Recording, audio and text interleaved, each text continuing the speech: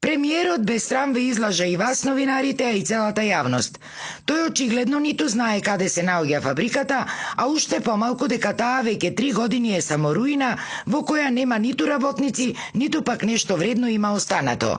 Ова е реакцијата на председателот на синдикатот при Еврокомпозит по вчерашната изјава на премиерот Ковачевски дека владата во сиве овие години се грижела за да се одржал стандардот на вработените кои што работеле таму, со цел да не се прекинело производството на воена опрема, оти сме биле НАТО држава. Со таа негова изјава вчера, сака да каже дека ние во овие 3 години, 4 години, како што излегуваме, штрекуваме, протестираме, излегува во ситуација дека ние лажиме, премиерот кажува вистината. Значи, буквално го канам и премиерот и цела македонска јавност, нека повела, нека дојде во Еврокомпозит да види само каква е состојбата во фабриката. Дали се работи и дали може некогаш да проработи таа фабрика.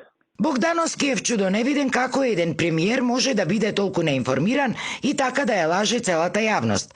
Тој подсетува и на тоа дека уште од времето на екс-премиерот Заев добивале бројни ветувања дека фабриката ќе проработи. Но, како што посочува, фабриката не само што не проработила, туку во меѓувреме и целосно е испокрадена. Дали беше таа лага од страна на премиерот за да се извади од ситуација? Некој од прилеп му има кажано дека во фабриката се работи, дека е се во ред со нашата фирма, но таа изјава од страна на премиерот беше чиста лага. Значи, нас ни беше ветувано уште со претходниот премиер Зоран Заев дека ќе се реши нашиот проблем со Еврокомпозит, како што поминуваше времето, се повеќе се крадеше, се плешкуваше фирмата и таа фабрика не може никогаш повеќе да проработи.